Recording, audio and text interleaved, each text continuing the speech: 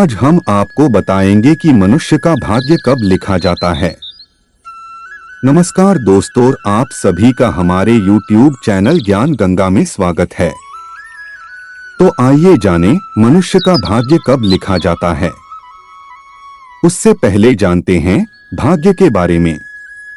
दोस्तों, इस दुनिया में दो किस्म के लोग मौजूद हैं। पहले वो जो कि आस्तिक होते हैं, अर्थात ईश्वर की सत्ता पर विश्वास करते हैं। ऐसे लोग भाग्य पर भी विश्वास करते हैं। लेकिन कुछ लोग ऐसे होते हैं जो कि नास्तिक होते हैं, अर्थात वो ईश्वर पर विश्वास नहीं करते हैं। ऐसे लोग भाग्य पर भी विश्वास नहीं करते हैं। दोस्तों, यदि देखा जाए तो सब कुछ ईश्वर के द्वारा पहले से ही निर्धारित होता है। जब बच्चा धरती पर जन्म लेता है तो उसके जन्म से पूर्व ही उसके भाग्य का निर्धारण ईश्वर द्वारा कर दिया जाता है। ऐसे में कुछ लोग ये कहेंगे कि जब सब कुछ हमारे भाग्य में पहले से ही निर्धारित है तो हमें कर्म करने की क्या आवश्यकता है। तो दोस्तों, मैं आपको बता दूं कि कर्म करना बहुत जरूरी है, क्योंकि जो हम कर्म करते हैं इसी कर्म के आधार पर हमारा अगला जन्म निर्धारित होता है। आज हम इसी के बारे में आपको विस्तार से जानकारी देंगे।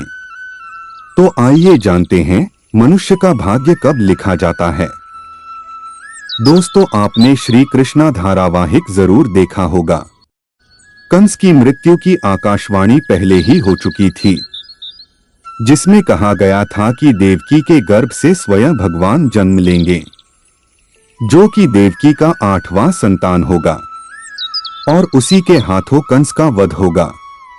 भविष्यवाणी के अनुसार देवकी के गर्भ से श्री कृष्ण ने अवतार लिया था और उन्होंने नीति द्वारा निर्धारित समय पर कंस का वध भी किया और अपने माता पिता को कारागार से मुक्त भी करवाया। तो दोस्तों, यह सब कुछ पहले से ही निर्धारित था। दोस्तों, जो भी मनुष्य इस धरती पर जन्म लेता है उसका भाग्य सब कुछ विधाता द्वारा पहले से निर्धारित कर दिया जाता है। जैसे कि शिशु का जन्म कब, कहां तथा कैसे होगा, उसके जीवन में क्या क्या घटनाएं घटित होंगी, उसका विवाह कब, कहां तथा कैसे होगा और किससे होगा, बच्चा अपने जीवन में कितना कमाएगा और कितनी प्रॉपर्टी बनाएगा, बच्चे की मृत्यु कब, कहां तथा कैसे होगी, ये सब कुछ पहले से ही निर्धारित होता है।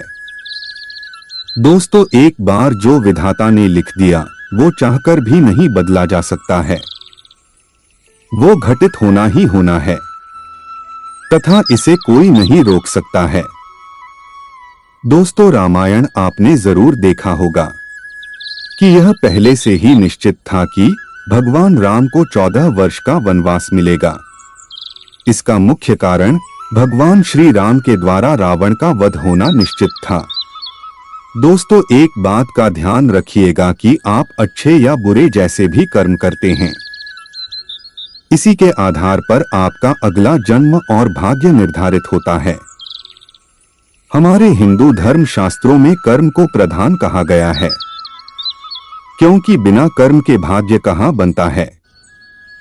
मनुष्य जीवन का असली उद्देश्य उस परमपिता परमेश्वर को प्राप्त करना है।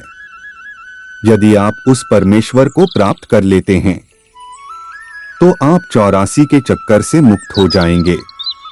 साथ ही साथ आप हमेशा के लिए जन्म मरण के चक्कर से मुक्त हो जाएंगे। आपको दोबारा इस मृत्यु लोक में जन्म नहीं लेना पड़ेगा, क्योंकि आपकी आत्मा उस परमपिता परमेश्वर में विलीन हो जाएगी, जिससे आपको मुक्ति मिल जाएगी। इसीलिए हमें हमेशा अच्छे कर्म करने चाहिए। हमेशा हमें दूसरों का भला करना चाहिए। यदि आपके नजर में कोई गरीब है, दीनहीन है, तो उसकी हमें मदद करनी चाहिए।